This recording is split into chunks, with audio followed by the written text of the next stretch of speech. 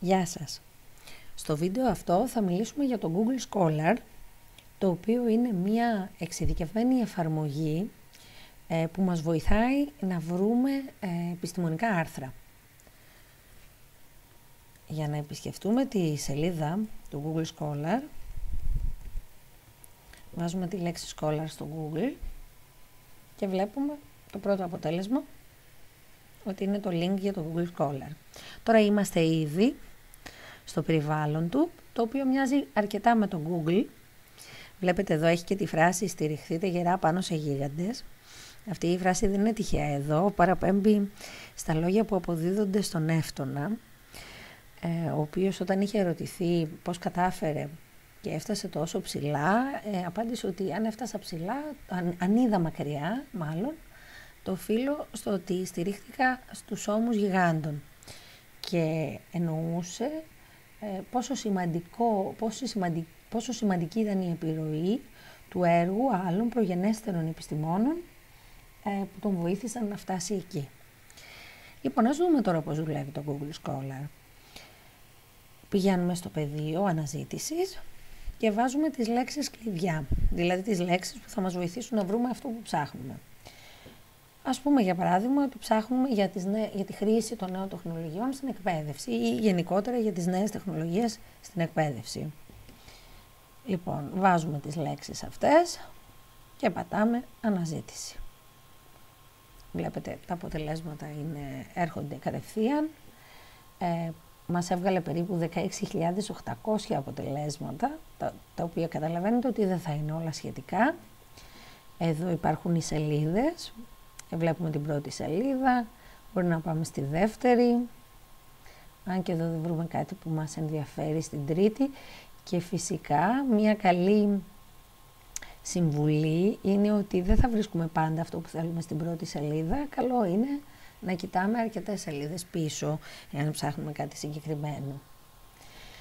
Υπάρχουν τώρα τρεις τύποι αποτελεσμάτων. Υπάρχουν τα αποτελέσματα που αφορούν link που θα μας δώσουν μία περίληψη του άρθρου, όπως για παράδειγμα αυτό το αποτέλεσμα. Επισκεφτόμαι λίγο το συνδεσμό.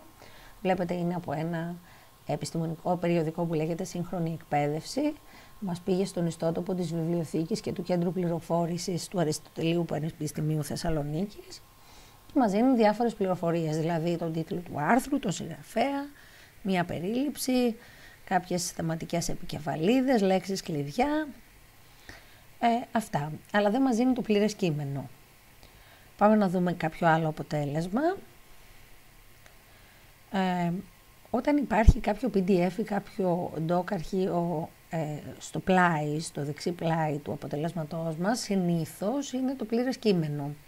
Αν επισκεφτούμε λοιπόν το σύνδεσμο, θα δείτε ότι θα κατέβει κατευθείαν στον υπολογιστή μας το αρχείο κειμένου.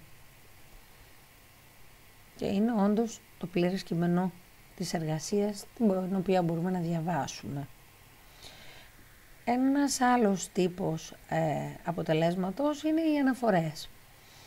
Για παράδειγμα, μας λέει ότι το άρθρο «Ανοιχτή και εξ αποστάσεως εκπαίδευση, το εκπαιδευτικό υλικό και οι νέες τεχνολογίες» έχει αναφερθεί σε 2 άρθρα. Κάτι πολύ σημαντικό επίσης που αναφέρεται είναι σε ποια άρθρα το άρθρο μας υπάρχει ως αναφορά. Επίσης, ένα χρήσιμο εργαλείο είναι τα σχετικά άρθρα. Εάν πατήσετε το σύνδεσμο, θα δείτε ότι βγάζει άλλα αποτελέσματα που θεωρεί ότι είναι σχετικά με το πρώτο μας αποτέλεσμα. Όταν τώρα αποφασίσουμε ότι κάποιο άρθρο μας ενδιαφέρει και ότι θα το χρησιμοποιήσουμε στην εργασία μας, πρέπει αναγκαστικά να το παραθέσουμε, δηλαδή να το συμπεριλάβουμε στις αναφορές. Μπορούμε πολύ εύκολα να το κάνουμε αυτό μέσω του Google Scholar, πατώντας την παράθεση. Θα δείτε ότι κατευθείαν μας βγάζει όχι απλά την παράθεση, αλλά και σε διαφορετικά συστήματα. Για παράδειγμα στο APA Style, που είναι αρκετά διαδεδομένο, μπορούμε να επιλέξουμε την παράθεση, να πατήσουμε αντιγραφή και να το μεταφέρουμε στην εργασία μας.